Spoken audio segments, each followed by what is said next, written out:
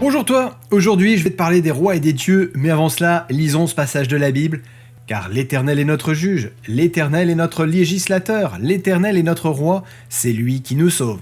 Dans le souhait de son peuple d'avoir un roi, Dieu vit le rejet de sa loi, de son autorité et bien sûr de son amour. Le seul but du Seigneur était le bonheur de ses enfants et la prospérité de leur pays.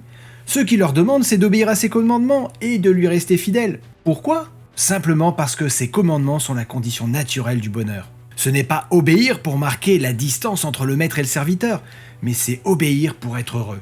Dieu est un Dieu de liberté, et la liberté c'est avant tout le droit de choisir. Un droit qui doit s'accompagner de la connaissance des choix que l'on fait et d'en assumer les conséquences. C'est ce que l'on appelle la responsabilité.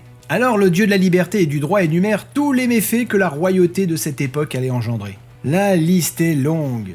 Dieu déclare au sujet du roi, il prendra vos serviteurs et vos servantes, vos meilleurs bœufs et vos ânes, et s'en servira pour ses travaux, il prendra la dîme de vos troupeaux, et vous-même serez ses esclaves. Le peuple refusa d'écouter la voix de Samuel. Non, dirent-ils, mais il y aura un roi sur nous, et nous aussi nous serons comme toutes les nations. Notre roi nous jugera, il marchera à notre tête, et il conduira nos guerres. Quel est le bilan ? L'histoire le dresse. Les bons rois furent peu nombreux en Israël. Le peuple choisit aussi des tyrans qui l'amenèrent à la ruine. Dieu l'avait prédit.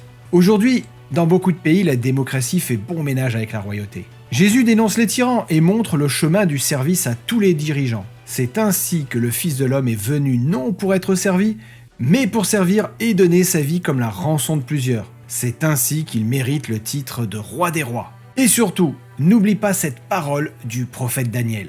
À lui appartiennent la sagesse et la force. C'est lui qui change les temps et les circonstances, qui renverse et qui établit les rois, qui donne la sagesse aux sages et la science à ceux qui ont l'intelligence. À bientôt et que Dieu te bénisse abondamment.